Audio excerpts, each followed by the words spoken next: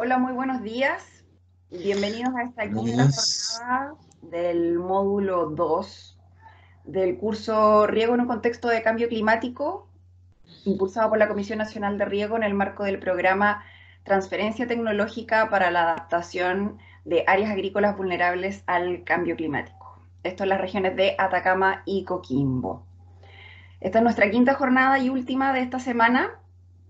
Tenemos hoy el tema de calidad de aguas y fertirrigación con Johan Videla, que es un profesional formado en la Universidad de Chile y con trabajos en temas de hidrología. Johan, ¿me escuchas por ahí? Buenos días a todos y todas, espero que estén bien. En primer lugar, agradecer la participación a esta quinta jornada del segundo módulo. Como Lilian me decía, mi nombre es Johan Videla, soy geógrafo de formación. Desde el año 2012-2013 aproximadamente me he dedicado a temas de calidad de agua. Básicamente, en primer lugar, a temas de modelación hidrológica en sistemas de montaña, nieve, glaciares, y también ligado a lo que ha sido calidad de agua, tratando de estudiar el flujo de las aguas superficiales y subterráneas a través de diferentes tipos de medios. Como Lilia me comentaba, me han sido encargado generar la presentación acerca de calidad de agua y fertirrigación en esta oportunidad. Así que es lo que vamos a estar conversando, y si es que tienen alguna consulta, duda, por favor, no duden en interrumpirme o escribirme en el chat. Voy a estar pendiente a ello. Así que muchas gracias. Ok. Lina, por favor, me confirma si es que se está compartiendo la pantalla. Sí, se está compartiendo, la vemos perfecto. Ok, bueno, lo primero que es importante comentar cuando empezamos a estudiar la calidad de agua, también ligado obviamente a lo que vamos a tratar hoy día, que es fertirrigación, es por qué estudiarla o qué es la calidad del agua en sí. Muchas veces, seguramente ustedes en su diario vivir han escuchado noticias, han leído, ya han hablado acerca de lo que es la calidad de agua, y quizás probablemente lo que es calidad de agua en ciertos tipos de normas o ciertos tipos de aprovechamiento del recurso no va a ser calidad de agua para otros tipos de actividades. Entonces, desde el punto de vista, vamos a entender calidad de agua como una norma o algún estándar que va a permitir conocer si ese agua o ese recurso es aprovechable para cierto tipo de actividad. Entonces, desde ese punto de vista, la calidad de agua no siempre va a ser igual para todas las actividades económicas o de uso que nosotros queramos emplear. Y dependiendo del tipo de actividad que nosotros queramos hacer, vamos a conocer también los diferentes tipos de calidad de agua. Entonces, a modo de agenda, hoy día vamos a tener dos grandes unidades, que en primer lugar va a ser calidad de agua y en segundo lugar fertirrigación, tratando de unir estas dos variables en lo que estamos analizando, que es ligado al contexto de riego en cambio climático. Entonces, para poder partir esta presentación, vamos a ver un pequeño video que se hizo hace unos años atrás por la Organización Mundial de la Salud y que tiene varias versiones en diferentes tipos de idiomas, y esta obviamente corresponde a la versión latinoamericana. Así que, por favor, me confirmen si se escucha bien el audio. Hace 4.500 millones de años, la Tierra se Sí, se fundía. escucha el audio. Pasaron cientos de millones de años para que ésta se enfriara y permitiera la condensación de esos vapores que a su vez crearon las primeras lluvias, y con ellas se formaron océanos, mares y ríos. Las primeras formas de vida surgieron en el agua y posteriormente se adaptaron a la vida en la Tierra. Varios científicos desde hace tiempo atrás han explicado el origen de la vida y su evolución. La evolución del hombre y el cambio de ser nómadas a establecerse en zonas fijas ricas en alimento para dedicarse a la agricultura, caza y pesca fueron inicialmente los elementos que le proporcionaban una mejor vida. Sin embargo, en la actualidad el hombre busca otros elementos que contribuyan a tener una vida digna, cómoda, agradable y satisfactoria. ¿Cuáles son esos componentes que permiten tener una vida digna? Estos componentes son un conjunto de bienes sociales y materiales, como una vivienda digna, electricidad, educación, salud y servicios como el acceso al agua, los cuales actualmente son fundamentales para una calidad de vida. Sin embargo, el agua dulce es un recurso limitado y su calidad ha estado bajo presión constante. La búsqueda de mejores condiciones de vida ha generado una sobreexplotación de los recursos naturales. La alteración de los factores ambientales influye sin duda alguna en la calidad de vida de todo organismo, incluyendo al hombre. Preservar la calidad del agua dulce es muy importante para la producción de alimentos, la ganadería y el abastecimiento de agua para consumo humano. Por esto, es necesario evaluar constantemente que la composición de la misma no sea perjudicial para la salud. La calidad requerida para el consumo de este vital líquido es un tema urgente y sus estándares de calidad deben ser irrefutables. En la actualidad, la calidad del agua se ha visto en deterioro y esto ha llevado a una disminución en su disponibilidad. De acuerdo con la Organización Mundial de la Salud, en este momento, 1.100 millones de personas no tienen una fuente de agua mejorada. Este es un recurso vital para el ser humano y el acceso al agua potable forma parte importante de los derechos humanos. Ha quedado demostrado por mucho tiempo que la falta de agua se convierte en pobreza recurrente, además de que determina la salud general de cualquier población. Por esto, el futuro cercano plantea un reto enorme. Hagamos conciencia. El agua es un bien tuyo y es un bien de todos. Cuidemos este patrimonio vital de la humanidad. Por eso, cuando busquemos una buena calidad de vida, debemos pensar en contribuir a tener una buena calidad del agua.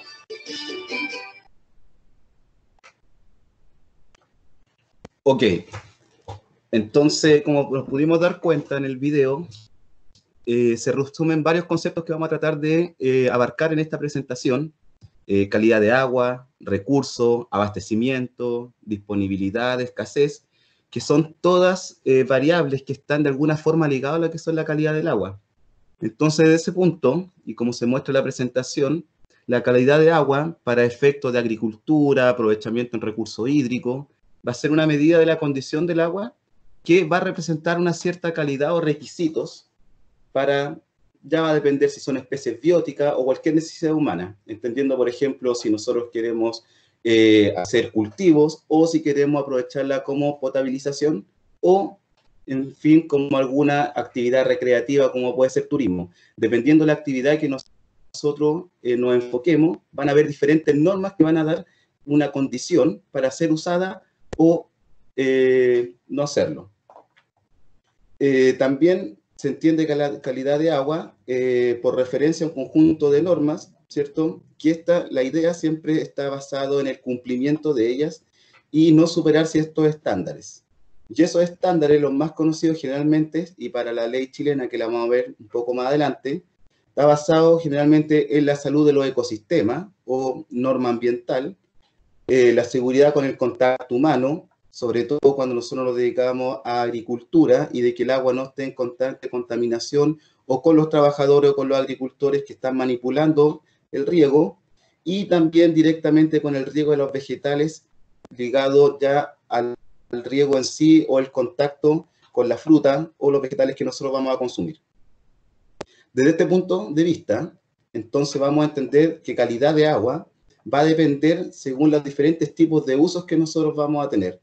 Entonces vamos a tener calidad de agua o contaminación en aguas residuales, en desechos domésticos, industriales, hidrocarburos, metales pesados, radioactividad, pesticida, plaguicida, ¿cierto? Productos inorgánicos, movilización, y cada una de estas variables que nosotros entendemos como calidad de agua van a tener diferentes normas que van a permitir o van a rechazar el uso de ella. Entonces, desde ese punto de vista, cuando nosotros empezamos a estudiar la calidad del agua, vamos a tener diferentes atributos que van a dar las características que ella posee. Y en forma general, las principales características referidas a la calidad de agua van a ser características físicas, químicas y biológicas. En términos de agricultura, se considera cualquier característica que afecte a la supervivencia y la producción o crecimiento de la especie vegetal que nosotros queremos plantar o queremos producir. Y también dentro de la misma norma que está dedicada al uso de riego, también se intenta proteger la determinación potencial, ¿cierto?, en función de los trabajadores. Es decir, no solo se considera que el agua pueda ser nociva o pueda tener una mala calidad, para las personas o para el cultivo, sino también que puede afectar al interior o en el futuro a un ser vivo o también ya puede ser un animal o una persona en sí. Entonces, básicamente, cuando nosotros hablamos de calidad de agua en la agricultura, lo vamos a estar desarrollando en función de mejorar las condiciones ambientales, generalmente de los tranques, de la red, de los canales, evitando un uso excesivo químico sobre el suelo y los vegetales. Vamos a ver por qué es importante no exceder también el uso de los químicos y no vertiendo ya sean residuos domiciliarios o riles. Estas son las principales causas y consecuencias en las cuales está enfocada la norma de riego en Chile hoy en día. ¿Por qué estudiar la calidad de agua a modo general? Básicamente porque casi el 71%, 73% aproximadamente de la superficie terrestre está cubierta por agua. Sin embargo, de este 73% que está cubierta la superficie terrestre, solamente el 0.75%, es decir, alrededor de unos 8 millones de kilómetros cúbicos, ¿cierto?, se considera como agua dulce disponible para ser bebida, ya que un 2.2% más o menos está congelada en glaciares o casquetes polares. Entonces, por lo tanto, si nosotros empezamos a analizar, si bien en el planeta existe mucha agua disponible, ¿cierto?, solamente el 0.75 está disponible para consumo humano o para diferentes tipos de actividades que nosotros podemos desarrollar. Acá también existen algunas tablas que pueden hablar de los diferentes tipos de porcentajes en más detalle, pero es importante conocer que en resumen, si nosotros consideramos, por ejemplo, 1 litro de agua en un jarrón o en un recipiente, solamente de ese litro completo que abarcaría todo el agua disponible en el planeta, solamente 1 milímetro aproximadamente es el agua que tenemos disponible para consumo humano. Y ese 1% tenemos que considerar que existen diferentes tipos de actividades. Es decir, en ese 1% van a haber actividades que van a estar desarrolladas a la agricultura, a la industria, ¿cierto? Y también a la supervivencia o agua potable que utilizan las personas, en primer lugar. Entonces, desde ese punto de vista, cuando se habla de que el agua es un bien escaso, sí, el agua es un bien escaso y por lo tanto es importante estudiarla y conocer cuál es su calidad para no enfrentarnos en problemas futuros que puedan ser nocivos tanto para el tema de producción que nosotros tenemos como también para enfrentarnos a problemas que puedan ser nocivos para la salud. La calidad del agua de un cuerpo, ¿cierto?, puede estar definida no solo en términos de características o requerimientos del sistema hídrico, es decir, no solamente desde el punto de vista del nacimiento natural de las aguas. Muchas veces uno va y toma una muestra en un lecho y este lecho a lo mejor no va a estar de acuerdo o concordante a la norma. Ha pasado muchas veces que uno va a terreno, a la cordillera y toma una muestra de calidad de agua e indirectamente uno la compara con una norma y dice, esta agua está contaminada.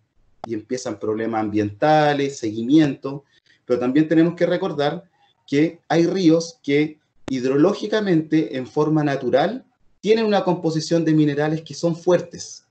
Entonces, no necesariamente cuando nosotros comprendemos calidad de agua, va a significar que el río está contaminado, sino que probablemente ese río en condición natural tiene una contaminación o tiene estándares químicos, físicos o biológicos que superan la norma para un determinado uso. Entonces, cuando nosotros también hablamos de calidad de agua, es importante saber si es que está contaminada para una cierta norma o si es que en verdad ese río tiene en forma natural ese tipo de agua. Entonces, desde ese punto de vista lo podemos entender como según términos o características predefinidas para un uso o también con los requisitos exigidos a los efluentes.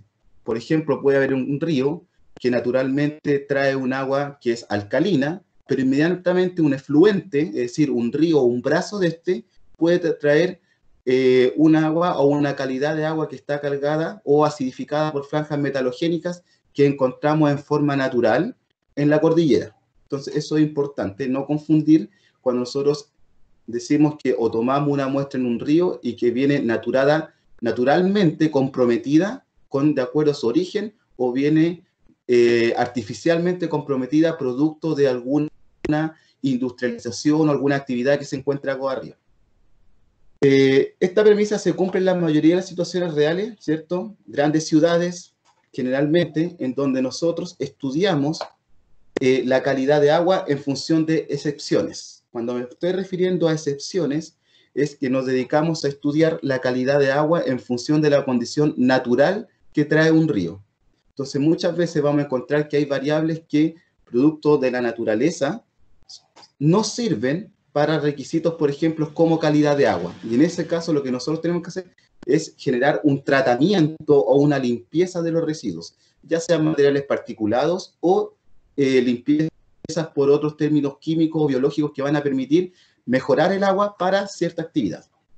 Entonces, desde ese punto de vista, los requisitos van a ser variados dependiendo de la actividad que nosotros necesitamos. ¿Por qué estudiarla? Básicamente porque el agua la podemos entender como una condición de sistema, en donde producto del origen de las cuencas, por ejemplo, en el caso de Chile, casi todas las cuencas comprendidas entre la cuarta y la octava región tienen un carácter nivopluvial, es decir, en primer lugar están caracterizadas por la presencia de nieve en la cordillera o glaciares, y en segundo lugar por efecto de las precipitaciones en la zona central.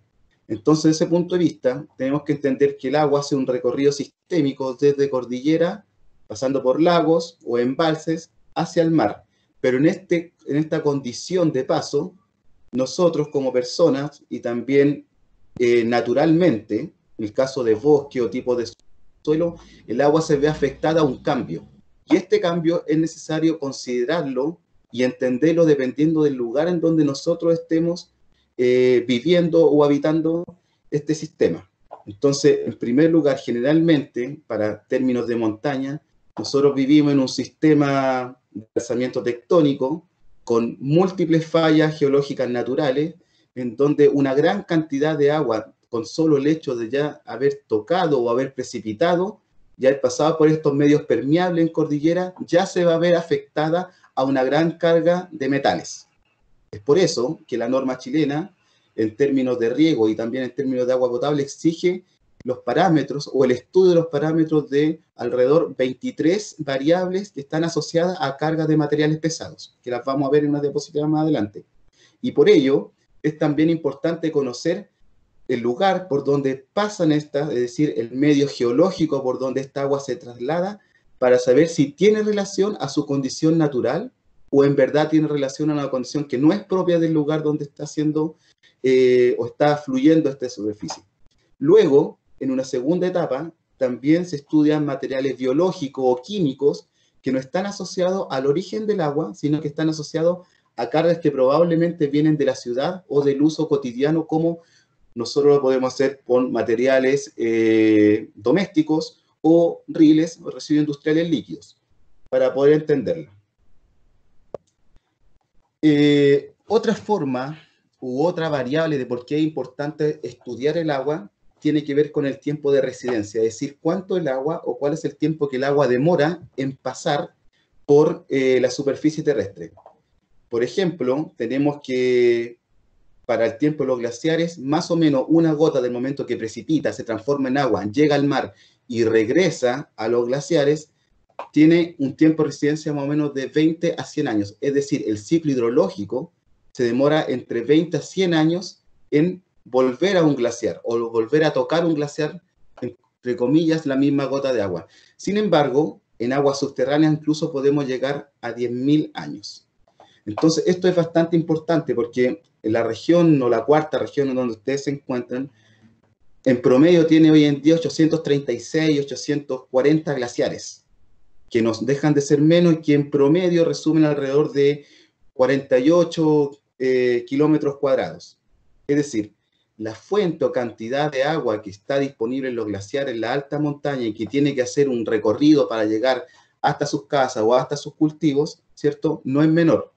Y luego, desde el momento que nosotros generamos una intervención o disminuimos su calidad, va a demorar en promedio 20 a 100 años en el caso que haya fluido en forma superficial o incluso 10.000 años en el caso que haya infiltrado en alguna agua subterránea. Desde ese punto de vista, podemos entender que los recursos disponibles en la superficie terrestre no tienen un retorno o una residencia a escala humana, sino que tienen una residencia a escala geológica.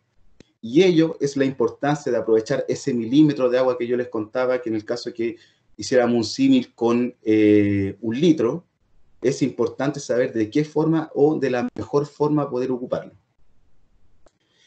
En términos de calidad de agua química, es importante estudiarla debido a que lo que precipita desde una nube va a ser H2O, es decir, agua en estado puro.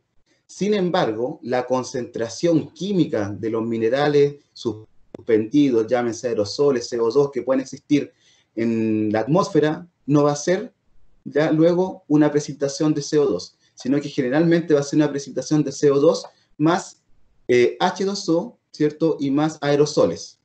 Y finalmente lo que va a caer, ¿cierto? En términos de agua, ya no vamos a tener agua en estado puro, sino que va a ser algo más o menos HCO3 o hidróxido de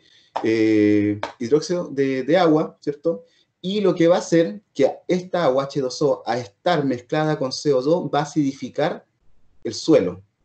Y al acidificar el suelo, lo que va a hacer va a estar meteorizando la roca, y al generar esta meteorización va a estar destruyéndola. Y es por ello que el agua, al precipitar sobre una superficie, se lleva con ello una cantidad de minerales, que luego son minerales, producto de la evaporación. Lo que va a quedar en el suelo van a ser todos estos minerales que estaban en una roca madre.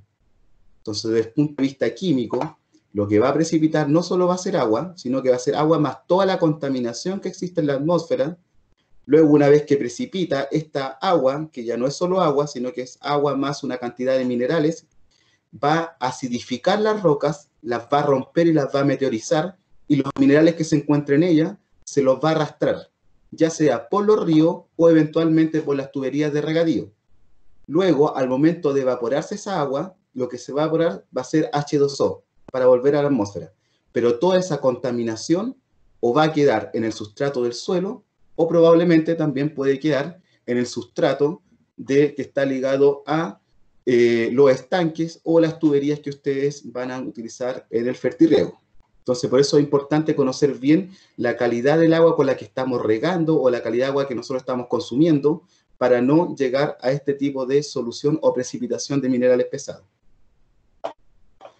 Dentro de los tipos de contaminación que podemos encontrar, existen variados tipos. Está la contaminación producto de las ciudades, la contaminación producto de las plantas de tratamiento, de los combustibles. O sea, en general tenemos muchos tipos de contaminación y todos estos drenan a un río, a un lago, y también pueden precipitarse o pueden infiltrarse hacia los acuíferos profundos.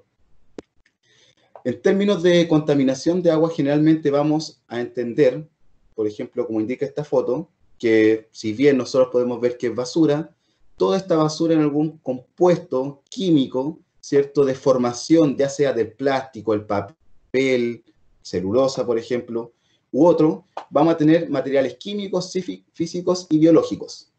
Y todo esto obviamente va a finalizar en degradar el agua o en cambiar la condición natural que ésta pueda tener. Y este proceso, ¿cierto?, generalmente está entendido como que los sólidos suspendidos o disueltos, ¿cierto?, hasta la descarga de contaminantes tóxicos, mediante un proceso que puede ser solamente en agregar una pequeña partícula de plástico al agua, hasta agregar materiales pesados que puedan ser nocivos para las personas.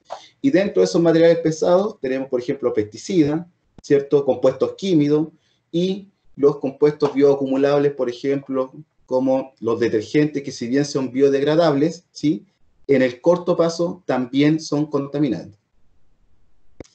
Así, desde el punto de vista de la contaminación del agua, vamos a tener dos grandes conjuntos: la contaminación puntual y la contaminación no puntual. La contaminación puntual va a ser aquella en donde nosotros tenemos un punto específico de descarga de contaminantes. Por ejemplo, riles, residuos industriales líquidos que descargan desde una ciudad o descargan desde un punto, una industria, directamente al río. Entonces, esos generalmente son muy fáciles de monitorear, porque están generalmente asociados a una resolución de calificación ambiental, producto de un estudio de impacto ambiental, ¿cierto? En donde tienen que comprometerse a seguir ciertas normas.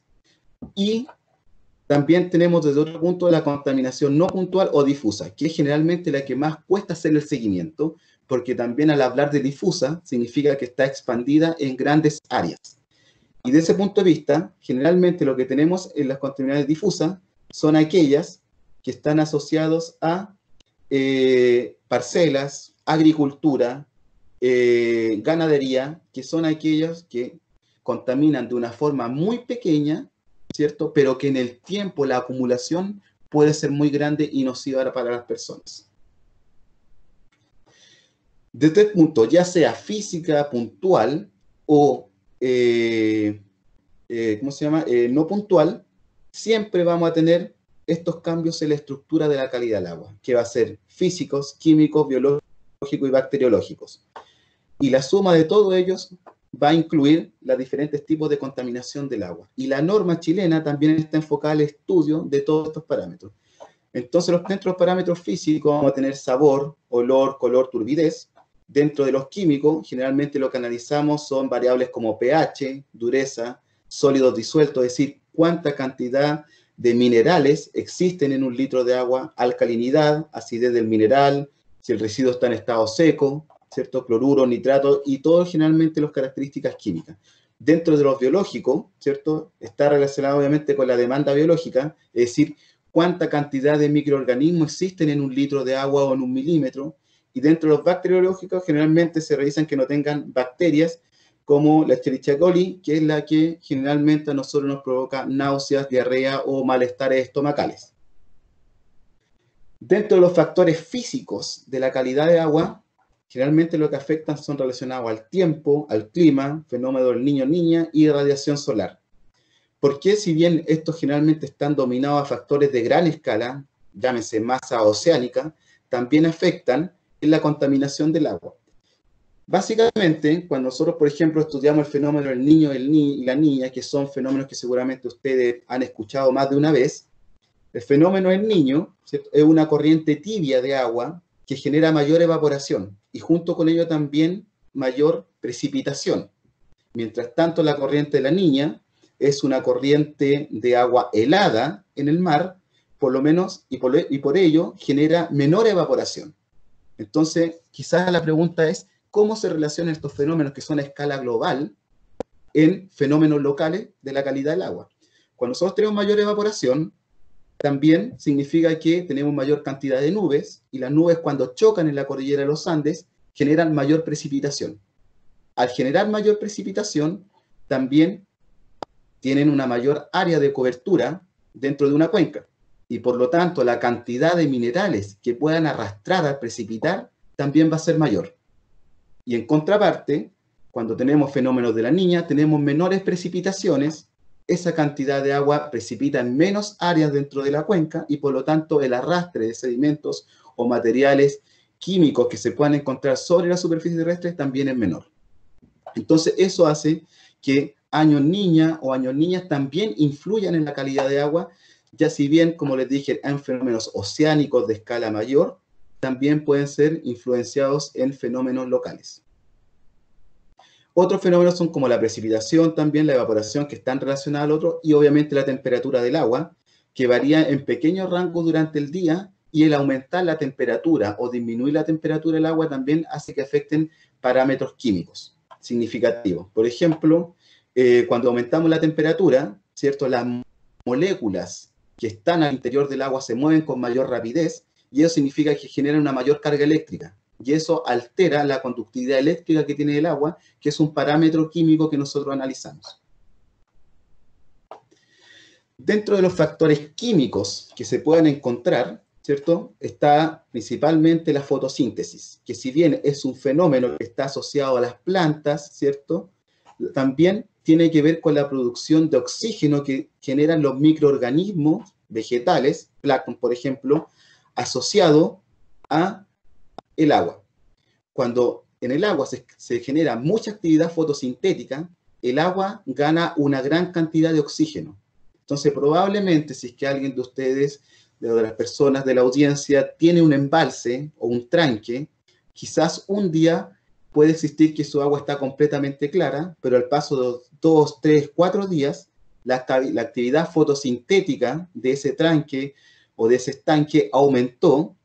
Entonces, es decir, aumentó la cantidad de producción de oxígeno y el agua ya no va a ser clara, sino que el agua va a pasar a tener un color verdoso. Lo mismo pasa cuando nosotros tenemos una piscina, ¿cierto? Y con el paso de los días tenemos pequeños factores biológicos, ¿cierto? Que están haciendo fotosíntesis en el agua, y al ganar fotosíntesis aumenta la producción de oxígeno, y al aumentar la producción de oxígeno el agua se transforma verde. El agua necesita oxígeno en su estado natural para que esté con una buena calidad, ya sea para beber o para generar regadío, pero cuando el agua gana mucho oxígeno, no es buena, porque la cantidad también de microorganismos crece. Como nosotros necesitamos oxígeno para sobrevivir, las plantas también lo necesitan. Y a mayor cantidad de oxígeno en el agua, mayor cantidad también de absorción y de crecimiento de microorganismos. Dentro de la turbidez, también, que es el parámetro para transmitir luz desde un lado a otro, también lo que se trata de saber es cuántas partículas, ya sea de suelo, arcilla o sedimento, existen, cuánta es la cantidad de materia orgánica o cuánto es el plancton también que se puede encontrar de ellas.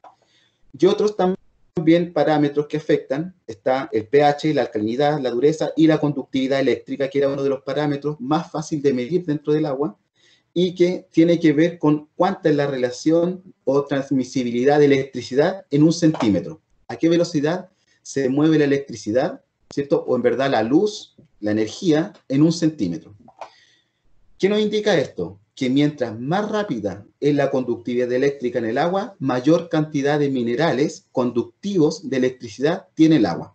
Entonces, generalmente, cuando las aguas tienen una conductividad alta, vamos a ver qué significa una conductividad alta más adelante, significa que tienen mayor cantidad de metales que transmiten electricidad. Y esos minerales están asociados a cobre, plata, oro, aluminio, entre otros, fierro, hierro, que son algunos minerales que transmiten electricidad. Por lo tanto, también está asociado a carga de minerales pesados. Por otro lado, mientras menos conductividad el agua tiene, significa que menos cantidad de materiales pesados pueden contener en su interior. Dentro de los factores biológicos tenemos virus, bacterias, hongos y parásitos. Y estos, generalmente, desde lo más simple hasta lo más complejo, ¿cierto? En esta pirámide que podemos ver atrás, podemos entender que todos ellos están presentes en el agua en mayor o menor cantidades. Por ejemplo, el virus, hoy en día yo sé que la palabra virus está muy de moda. El virus, si bien es una estructura biológica patógena, porque generalmente nos afecta, ¿cierto? Es fácil desnaturalizarlo. Es decir, en ese sentido es fácil matarlo en el agua, ¿sí? Y generalmente se hace con cloro, porque lo que si bien es una estructura que no está viva, es una estructura natural que se puede desnaturalizar, es decir, se puede romper. Sin embargo, en la medida que nosotros vamos avanzando desde bacterias, hongos hasta parásitos, cada vez son estructuras más complejas y por lo tanto el procedimiento para poder atacar esta estructura también así lo es. Desde una bacteria, en donde podemos saber que tiene un núcleo definido y se puede atacar ese núcleo, hasta un parásito que no necesariamente va a morir con un compuesto, sino que puede morir con muchos más. Entonces, por acá, aquí solamente podríamos atacar con cloro, sin embargo, acá ya tendríamos que tratar con antibióticos o con incluso alguna vacuna que elimine desde nuestro interior este parásito. Desde ese punto de vista, ¿cierto? En el marco ya normativo, tenemos la norma chilena 1333, ya con varios años, 1978, con algunas modificaciones por la Comisión de Medio Ambiente en el 94 y otras modificaciones por el Código de Agua en el año 2003. Tenemos una ley que lo que hace es normar la calidad de agua en Chile. ¿Qué es lo que hace básicamente esta norma chilena? Fija los límites máximos para diferentes parámetros considerados como requisitos de calidad. Esta norma 1333 norma por un lado el agua potable y por otro lado, norma 3 básicas. Norma el agua potable, es decir, el consumo humano, la norma de riego y además el agua destinada para fines turísticos o de distensión. Por ejemplo, aguas termales, piscinas, que pueden estar afectadas también a las personas para dañarle la salud.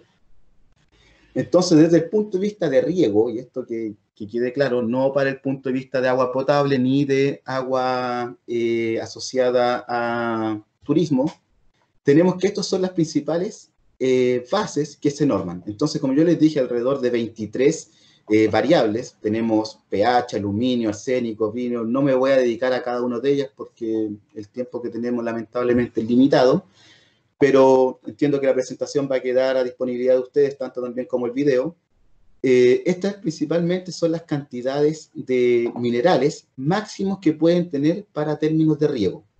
Es decir, si ustedes descargan, por ejemplo, una estación de química o de calidad química de agua desde la DGA, al menos estaría midiendo 10 o 15 de estos parámetros. No los mide todos porque tendríamos que tener una sonda de gran densidad para que mida todos los parámetros, pero en promedio las estaciones químicas de la Dirección General de Agua miden esto como alrededor de 15 variables y están disponibles en algunas de las estaciones. De hecho, el ejercicio que ustedes van a hacer está dedicado también un poco a esto. Y ustedes van a entender que cuando el pH está por bajo 5 o por sobre 9, significa que no es apto para el regadío, ¿sí? Por ejemplo, desde el punto de vista también químico, vamos a entender que la conductividad específica, ¿cierto? Básicamente va a ser cuánta es la transmisión, como les contaba, de electricidad en el agua potable o el agua para regadío. ¿Qué nos indica para el regadío? Nos dice que cuando la conductividad del agua supera los 750 microsiemens por centímetro, significa que está fuera de norma para el regadío. Entonces, una de las preguntas normales es, ¿qué calidad o qué conductividad eléctrica tiene el agua que yo en este momento estoy ocupando para regadío o para consumo? Por ejemplo, acá tenemos que agua desionizada, es decir, el agua normal que generalmente, bueno, ahora ya no se hace, pero antes se le echaba a la batería, o el agua que uno compra, agua desmineralizada, generalmente tiene una conductividad de 5,5 microsiemens por metro. ¿Sí? Es decir, unos 550 por centímetro. El agua potable, ¿cierto? Típica tiene 50, es decir, hasta 500 por centímetro cuadrado, si lo vemos en esa escala. Es decir, un agua potable para consumo humano no debería tener más de 500 microsiemens. Sin embargo, dependiendo de los tipos de minerales que se pueden encontrar en Chile, incluso hay aguas potables que pueden tener hasta 1250 microsiemens por centímetro cuadrado, y el agua de mar tiene alrededor de 5, es decir, 5 siemens por metro, una conductividad súper alta. Entonces, va a depender básicamente de cómo nosotros queramos o para qué nosotros queramos ocupar el agua, cuál va a ser la conductividad. Pero si nosotros tenemos una conductividad sobre 750, ¿ciertos? Centímetros, microsiemens, para agua de riego, nosotros deberíamos empezar a preocuparnos y saber qué es lo que está ocurriendo, ¿sí? Entonces, ¿cómo medimos todas estas variables? Porque químicamente son bastante complejas, no siempre tenemos la oportunidad de hacer exámenes de laboratorio, existen varias formas. Una de las formas más conocidas que obviamente utiliza la Dirección General de Agua ya hace muchos años, 1978 aproximadamente, son colocando estaciones en diferentes puntos de una cuenca, puntos representativos, confluentes, afluentes o efluentes de una cuenca, y que permiten medir los parámetros más importantes. Generalmente están asociados a pH y conductividad eléctrica, ya que son dos variables que a través de ellas e indirectamente nosotros podemos derivar muchas otras variables. Por ejemplo, si la conductividad del agua es muy alta, significa que trae muchos minerales pesados. Entonces ahí deberíamos potenciar y decir, ok, aquí vamos a concentrarnos en medir la calidad del agua. Y eso se hace mediante estaciones. ¿Cuánto análisis podemos hacer? Cuántos como queramos, temperaturas, conductividad, pH, detergente, metales pesados, y cada una de estas variables tienen diferentes unidades de medición, y dependiendo cuál sea la unidad de los resultados en función de la norma, nosotros vamos a establecer si es que tiene buena calidad o mala calidad para ese uso específico, ¿sí? ¿Cómo nosotros podríamos interpretar los datos? Existen diferentes metodologías, 15, 20 metodologías diferentes, pero una de las metodologías más importantes es el diagrama de Piper, ¿cierto? Que lo que hace, agrupa calcio, nitrato, magnesio, potasio, que son algunos tipos minerales, y por otro lado, los hidrocloruros, ¿cierto? Y lo que hacen es establecer a través de los resultados de laboratorio, saber cómo ha variado el agua en el tiempo. Es decir, nosotros ingresamos toda una serie de tiempo a estos diagramas y dependiendo de cómo era la condición inicial de un punto y hacia dónde se movió, a nosotros nos va a indicar, ok, esta agua se está endureciendo, esta agua se está acidificando, ¿sí? Entonces, por ejemplo, en una condición actual, ¿cierto? El agua se encuentra con diferentes tipos, es decir, una carga de calcio, yo sé que esto puede ser un poco complicado, una carga de calcio, nitrato, magnesio, potasio, acá, pero en el tiempo pasado, es decir, hace 10, 15 años atrás, esta agua se encontraba con esta condición. Entonces, en base a saber en qué cuadrante se mueve el agua, nosotros podemos definir hacia dónde las aguas han migrado. Es decir, las aguas de estar de un estado neutro pasaron a endurecerse, es decir, a aumentar su pH al grado de alcalinidad, o pasaron del agua de estar en un estado neutro a acidificarse, es decir, existe mayor cantidad de minerales pesados que están en el agua.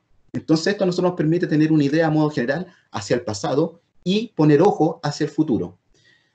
¿Cuáles son las influencias que tiene que un agua se endurezca o que un agua se acidifique? El principal problema si es que el agua se acidifica es que no puede ser nociva para el ser humano o para el riego y la pérdida en el valor del suelo, es decir, los va a acidificar, ¿sí? Pero también, si es que el agua se alcaliniza, es decir, si es que tiene un aumento en magnesio y calcio, ¿sí? Estos son componentes que ya vimos que traía el agua, ¿cierto? H2O, CO3, que se encuentran en la atmósfera, pero al agregarle H2O, ¿cierto? Pasa a ser el agua que precipita. Pero si nosotros a esta agua que precipita le restamos calcio y magnesio, que son generalmente los minerales que contienen las rocas en la superficie terrestre, podemos hacer algunos análisis. Entonces, básicamente se va a traducir en esto. Yo creo que todos alguna vez hemos visto un hervidor que acumula sarro. Si esta misma agua que está acumulando sarro en el hervidor o en la tetera, nosotros ahora la traspasamos a nuestros estanques o nuestras cañerías de riego, empezamos a enfrentar diferentes problemas en la productividad en primer lugar y en segundo lugar en los costos que aumentan a través de los años. Entonces, el conocer la calidad del agua antes de comenzar con un buen fertirriego es importante para no aumentar los costos en el tiempo. Entonces, en primer lugar, lo que nosotros deberíamos hacer sería analizar la calidad de nuestra agua y saber si tienen calcio o magnesio. Si las aguas tienen mucho calcio o tienen mucho magnesio en la zona en que nosotros vamos a regar, probablemente deberíamos hacerle un tratamiento, ya sea de vertederos para que puedan precipitar estos minerales o algún otro tipo de desionización para que el agua, pasar de un estado alcalino, que es cuando contiene mucho calcio y mucho magnesio, pueda pasar a un estado un poco más neutro, entre este 5, ¿cierto? O 7 a 9 de pH. Es decir, si estamos sobre 9 hasta 14, significa que nuestras aguas tienen mucho calcio y mucho magnesio y podrían en el futuro inducir a tener un estado como esto en nuestras cañerías o en nuestros sistemas de riego. ¿Alguna duda o consulta hasta acá?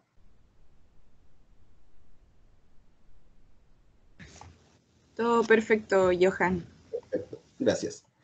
Entonces, eso es la principal característica de este esquema que yo les mostraba al principio, que si bien lo que está precipitando ya no es solo agua, es agua más esto hidróxido y CO2 que se encuentra en la atmósfera, esta agua que está precipitando finalmente va a alterar las rocas y estas rocas van a llegar a un estado. Y cuando esta agua se evapora, es decir, como cuando se evapora o se gasta desde el hervidor, lo que queda, ¿cierto?, son los residuos de calcio y magnesio adheridos a las cañerías o los estanques. O también son estos colores cuando se empiezan a poner un poquito más blancas las rocas en los lechos del río, que son producto de la evaporación o la precipitación de estos sólidos. Entonces, esta no la voy a pasar porque es lo mismo explicado de otra forma. De hecho, la idea es que ustedes en el futuro, si es que tienen alguna duda o consulta, puedan consultar en este video que está acá y puedan ver cómo es el paso completo desde cuando precipita una gota de agua hasta cuando el agua se vuelve a evaporar, es decir, en todo este esquema, se vuelve a evaporar y vuelve a generar H2O en la atmósfera, pero quedan todos los sólidos en superficie o quedan todos los sólidos precipitados. ¿Qué tenemos? Dentro también del marco tenemos diferentes tipos normativos. El Ministerio de Agricultura, ¿cierto? Normas sobre las bases del medio ambiente, algunas prohibiciones de desechos líquidos. La ley de medio ambiente también a través de la ley 19.300 y la ley también 24.014, que es la ley también que desarrolla sobre el Ministerio de Medio Ambiente, también firma algunos acuerdos legislativos en cómo actuar frente a la autoridad cuando existe un agente que está contaminando. Código de agua también norma en su artículo 92 y en el artículo 14 algunos fenómenos de cómo poder también actuar frente a ello. Y otros instrumentos legales, por ejemplo, el Servicio Agrícola y Ganadero también fija normas de protección contra las aguas. Entonces, como les dije, existen diferentes organismos, que si bien existe una norma o una ley de riego, el Ministerio de Agricultura también tiene normas, la ley de medio ambiente también tiene normas, y obviamente otros instrumentos también. Entonces va a depender del tipo de organismo o la función que nosotros queramos crear, va a depender cómo nosotros deberíamos actuar frente a la ley. ¿Sí?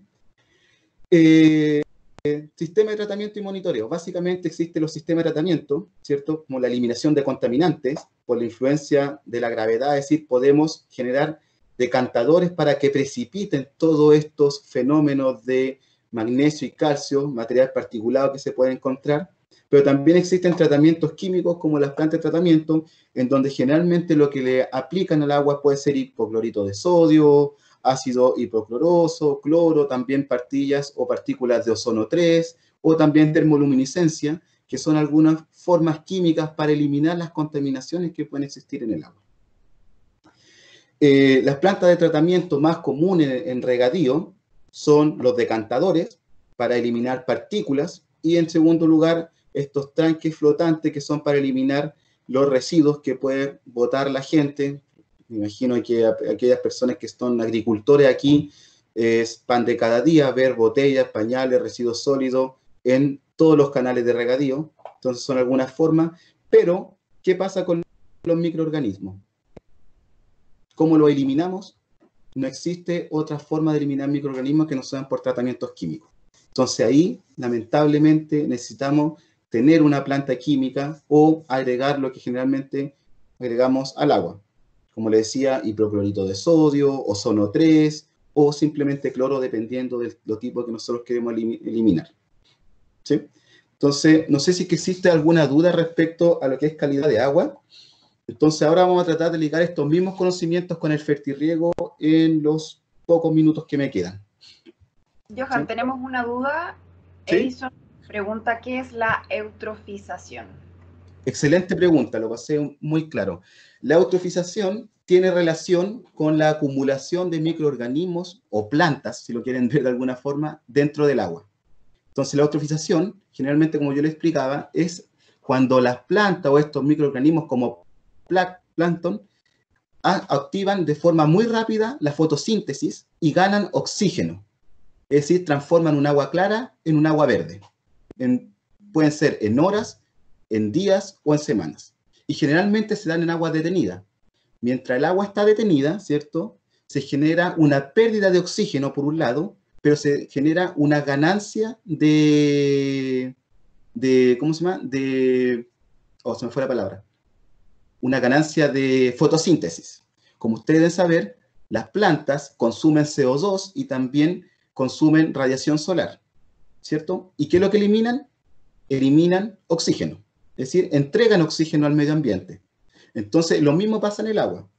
Al aumentar su actividad fotosintética, si bien el agua detenida pierde oxígeno, pero al tener muchas partículas o al tener muchos microorganismos biológicos dentro del agua, también van a estar entregando oxígeno. Entonces, la eutrofización básicamente se conoce como la ganancia de oxígeno en el agua, ¿sí?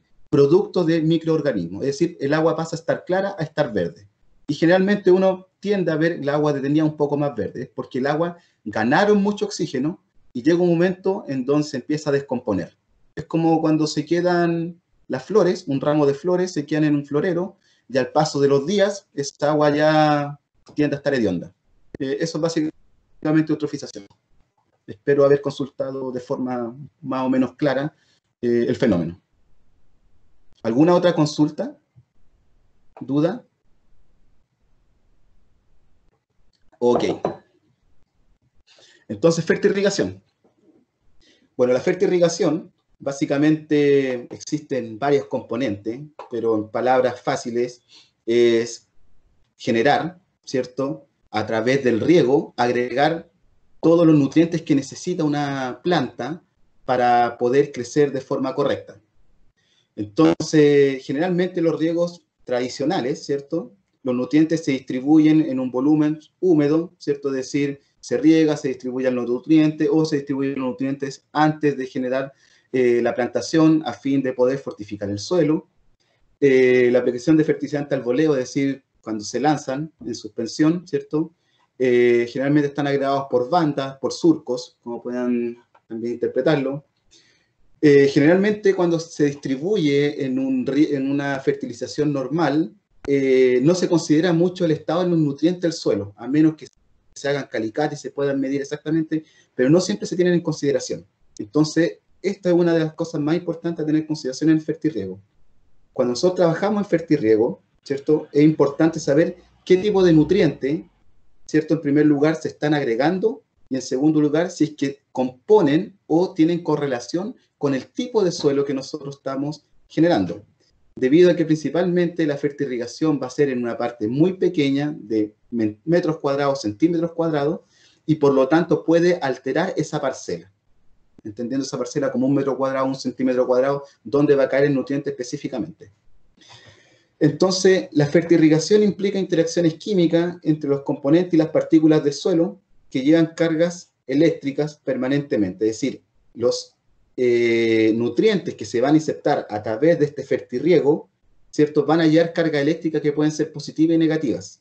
Y esas cargas eléctricas van también a acidificar, ¿cierto? O ionizar el suelo. Y por lo tanto, nosotros podemos generar de mala forma una contaminación del suelo en pocas temporadas de uso agrícola. Entonces, por ejemplo, acá tenemos que el nitrógeno, ¿cierto? En soluciones de fertilizantes está disponible principalmente en tres formas: con cargas eléctricas positivas, negativas y sin cargas. Y dependiendo del tipo de suelo que nosotros tenemos que tratar siempre de mantener el equilibrio. Es decir, si nosotros tenemos un suelo que es negativo, deberíamos agregar fertilizantes que son de carga positiva, ¿sí? Y viceversa. Por otro lado, los fertilizantes fosfatos solubles, ¿cierto? Propensos a reacción en precipitación, son calcio y magnesio.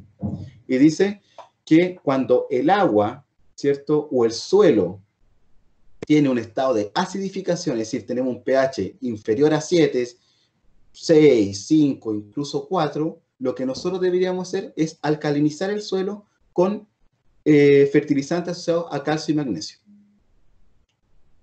Entonces, desde ese punto de vista, lo que intenta hacer la fertirrigación, más allá también de generar, obviamente, un crecimiento y una optimización en la planta, es importante en términos de calidad de agua, tener un buen manejo del suelo y un buen manejo de los recursos dentro del sistema regativo. Ello a nosotros nos va a permitir generar, en primer lugar, una optimización, ¿cierto?, en los recursos, debido a que si nosotros intentamos generar suelos neutros, ¿cierto?, neutros acidificados, nos va a permitir gastar menos en fertilizante a futuro y también gastar menos en riego, ya que los suelos van a retener agua por mayor tiempo y le van a entregar mayor cantidad también de fuerza a la planta que va a crecer.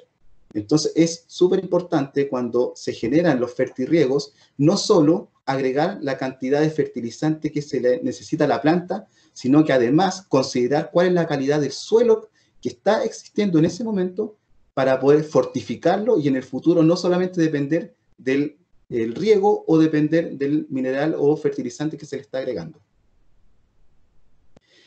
En términos de equipo, existen diferentes tipos de fertirriego. Está el riego presurizado, filtros, ¿cierto? Y de válvula. Y dentro de ellos van a depender diferentes tipos. Algunos van a estar asociados a inyección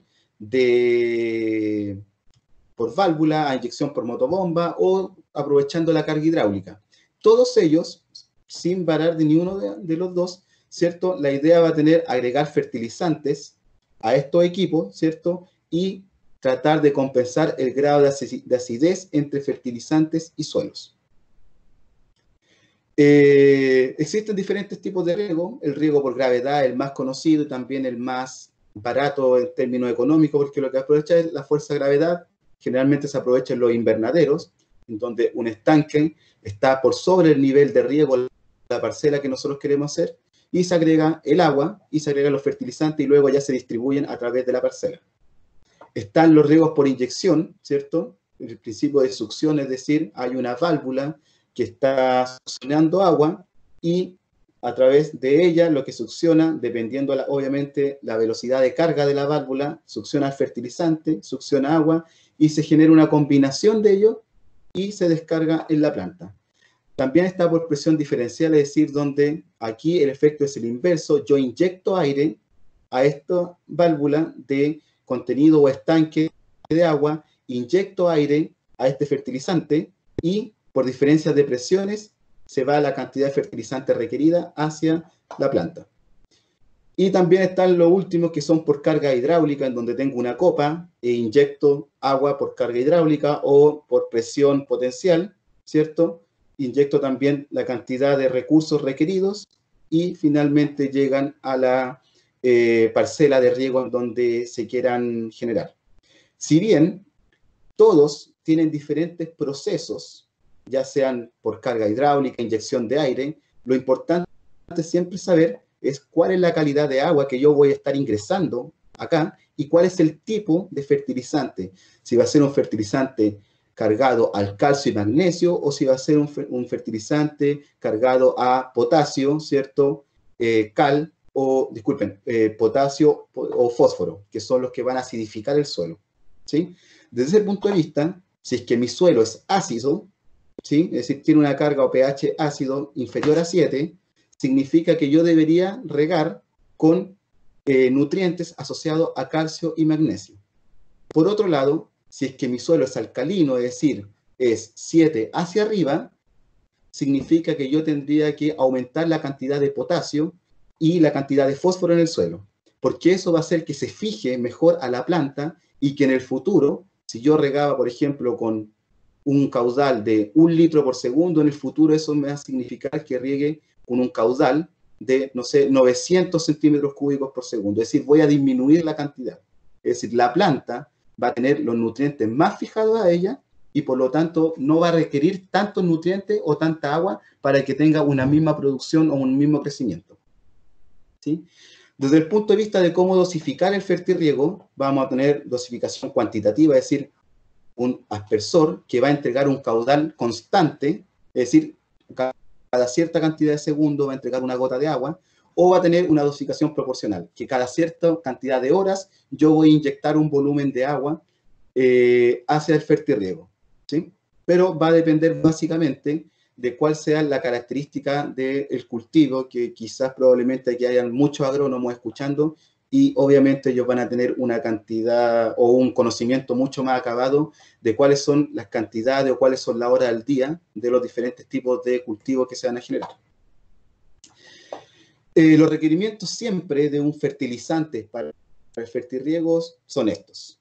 Y esto está estandarizado generalmente en tablas, manuales. Si quieren en algún momento yo les puedo compartir algunos manuales que tengo de fertirriego.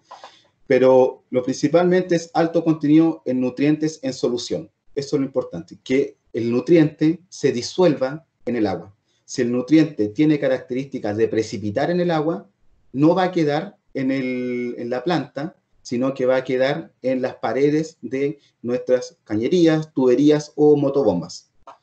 Solubilidad completa en condiciones de campo, es decir, que también no solo sea soluble en el agua en sí, sino que también sea soluble en el suelo, que se pueda absorber hacia la planta, es decir, que la planta lo retenga. Rápida disolución en el agua de riego, ¿cierto? Grado fino para que no obstruya el sistema de goteo, bajo contenido en insolubles, mínimo contenido en agentes condicionantes, es decir, por ejemplo, que si existe una disminución en el caudal, que estos no puedan precipitar en la manguera o en la cañería, compatible con otros fertilizantes. Es decir, que el día de mañana, si es que mi sistema de goteo o mi sistema de fertirrigación falla, por falta de electricidad, por falta de agua, que también sean compatibles, para poder aplicarlos al voleo, a poder aplicarlos manualmente, ¿cierto? Sin varianzas bruscas en el pH. Es decir, que la varianza de los fertilizantes que se estén agregando al fertirriego no tengan más allá de 3,5 de cambio, es decir, de 7, que no bajen a más allá de 4,5 o que no suban más allá de 10, 11, porque eso va a significar que exista una ultra acidificación al pH y obviamente una contaminación directa a los suelos. Y esa contaminación de los suelos es bastante importante. Desde ese punto de vista, y para terminar la presentación, tenemos diferentes condiciones de suelo. Tenemos condiciones que tienen buena condición, es decir, una gran cantidad de materia orgánica, una condición moderada y una condición pobre, es decir, suelos que ya prácticamente se están cementando. Desde ese punto de vista, ¿cierto?, es importante saber cómo nosotros vamos a fertilizar. Esta diapositiva es para que ustedes la lean. Todas las diapositivas que tienen mucho texto es para que después la lean, no para que yo se la dicte. Es básicamente lo mismo que dice la anterior. Entonces, desde ese punto de vista, este también es ejemplo de lectura, existen diferentes regímenes. Hay suelos que son mejor para el riego por goteo, que van a ser aquellos que tienen un buen sistema de drenaje, en donde la gota fácilmente va a bajar. Hay otros que tienen mejor microaspersión, por ejemplo, aquellos suelos que tienen problemas para drenar, microaspersión es mejor, porque el agua se va a retener una cantidad sobre la superficie y luego se va a inyectar al suelo. En cambio, una gota por goteo, lo más probable es que si soltamos en un suelo con mal drenaje, soltamos una gota, antes que la gota se infiltre, se va a evaporar y no va a llegar a la planta. Y luego, aquellos suelos que tienen mala permeabilidad se generan por intervalos cortos, es decir, se le agrega una cantidad de agua, esta agua se infiltra, pero no se le agrega más, porque si uno agrega mucha agua, el agua queda en superficie y se evapora, entonces también estamos perdiendo. Desde ese punto de vista, entonces tenemos que afectar, o el agua, el fertirriego va a depender básicamente del tipo de suelo también que nosotros queramos tener. Es decir, en primer lugar tenemos las condiciones químicas que afectan en la cañería o en la tubería que nosotros vamos a tener, y en segundo lugar, una vez que el agua sale desde acá, tenemos que conocer estrictamente las propiedades del suelo para saber si es que es mejor aspersión por goteo o si es mejor aspersión aspersión, disculpen. Algunas de las normas también, patrón de penetración es importante conocer, sistema de riegos por inundación o aspersión que mojan un volumen completo del suelo, crean un perfil que aumenta sostenidamente la salinidad. Es decir, tenemos siempre la misma cantidad de riego por aspersión en el mismo lugar. En algún momento, si es que estamos regando con muchos nutrientes, existe la posibilidad de que vamos a acidificar el suelo o lo vamos a alcalinizar. Dependiendo del tipo de suelo, si es arenoso, limoso o arcilloso, podemos tener una parcela de agua de este tipo, es decir, el agua se va a infiltrar muy rápidamente, así que en suelo arenoso sería mejor un riego por goteo, en suelo limoso sería mejor una aspersión un sistema de aspersión en determinadas horas, y en suelo arcilloso sería un tipo de aspersión, pero a determinadas horas del día, en las mañanas o en la tarde, debido a que la arcilla generalmente son prácticamente impermeables, y por lo tanto, si regamos muchas horas seguidas, la partícula de agua se va a quedar en superficie y se va a evaporar rápidamente, o si es que logra penetrar las primeras superficies o estratos o horizontes de suelo, van a quedar acá, y por capilaridad y cambio en presión hidroestática, también puede subir rápidamente y no va a ser retenida por la planta, que finalmente es lo que nos interesa. Esto también es un ejemplo de lectura. Y finalmente tenemos suelo alcalino, que son los suelos que están asociados a colores blanquizáceos o colores pardos, y tenemos suelos ácidos, que son los suelos más rojizos. Y dependiendo si son suelos ácidos o rojizos, generalmente están asociados a arcillas y tienen una baja cantidad de penetración, ¿cierto? Es decir, en agua, y los suelos alcalinos tienen una forma de penetración un poco más rápida. Y eso también va a depender del tipo de aspersor que nosotros queramos ocupar. Y esto también era para un poco leer sobre lo último. Lili, con esto creo que termino. Me pasé un poco en el tiempo. Pido disculpas a la audiencia. No sé si hay dudas o consultas, o pasamos a la parte de ejercicios. Damos por finalizada esta quinta jornada del curso de riego y cambio climático en su segundo módulo, que correspondía esta vez revisar el tema de manejos agronómicos. Y los dejamos convidados para el módulo 3, que vamos a revisar la semana subsiguiente de este mes de julio. El módulo 4 que tenemos ya es para el mes de agosto, así que vamos a estar viéndonos en cada 2 o cada una semana. Perfecto. Espero que estén muy bien. Nos vemos entonces la semana subsiguiente y tienen toda la próxima semana para responder los ejercicios.